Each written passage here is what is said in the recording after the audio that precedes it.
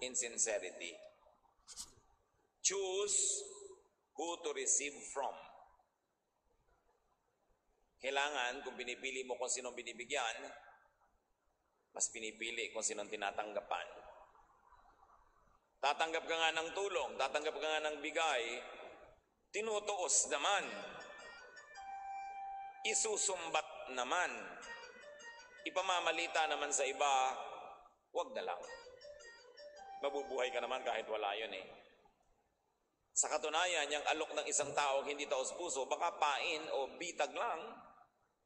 Ano ang kapalit? Anong bayad? Ano ang pakay? At nagbabait-baitan ang di naman mabait. Ano ang pakay at kunwari nagbibigay? Ang isang maramot.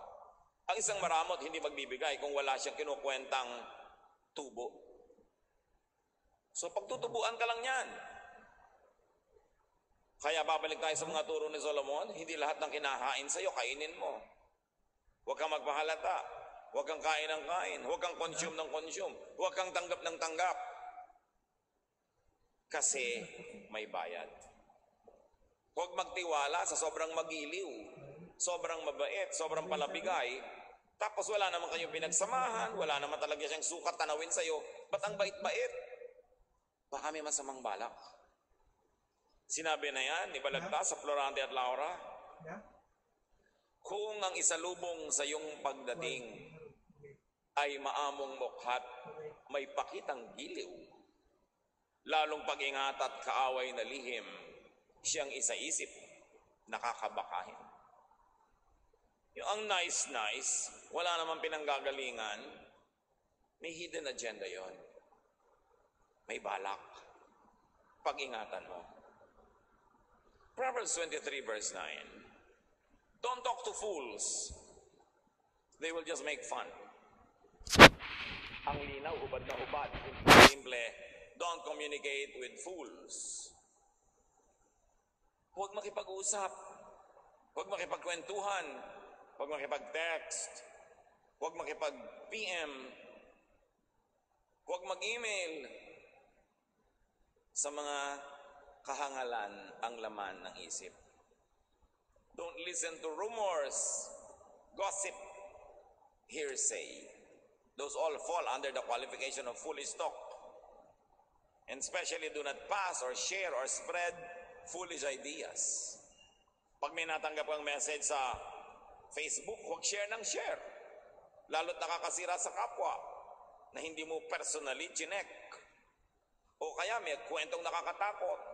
Lulubog ang buong Manila sa lindol, bla bla bla. Nasukat mo na ba? Alam mo ba? Don't share, don't pass. Kasi magdadala ka ng nervyo sa iba, hindi mo naman alam kung sure yun. Lalo kasiraan ng kapwa, totoo man o hindi, don't pass.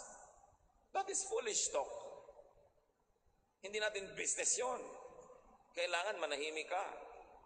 Lalo ngayon sa social network, ang bilis-bilis kumalat ang balita, maganda man o pangit, dapat meron kang responsibilidad, pananagutan. Pag may naninira sa'yo, sinisiraan si ganung tao, alam mo ba, personally, na-verify mo ba, huwag ka maniniwala agad.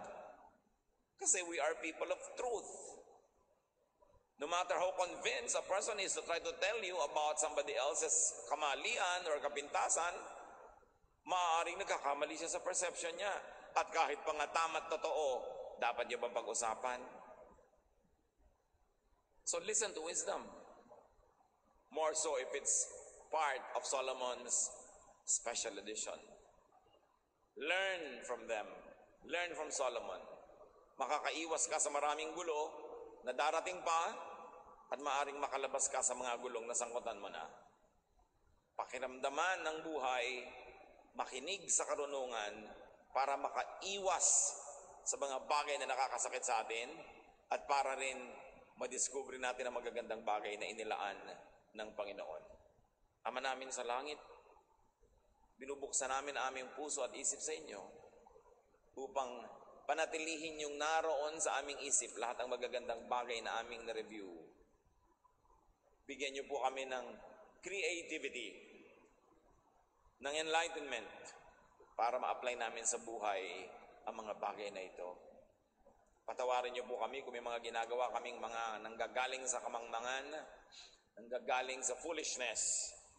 Teach us to be wiser as you are the God of wisdom. Pagbulay-bulayan natin mga kapatid, isa man lang sa marami natin pinagsalu-saluhan at gumawa tayo ng mga tiyak na pasya na pakinabangan natin ito at pakinabangan ng mga mahal natin sa buhay. Dear Lord, as we sit still, as we listen for your voice, speak to us and teach us how to operationalize these lofty ideals. Manatili sa presensya ng Panginoon at hanapan ng paglalapatan sa buhay ang mga karunungan ni Solomon.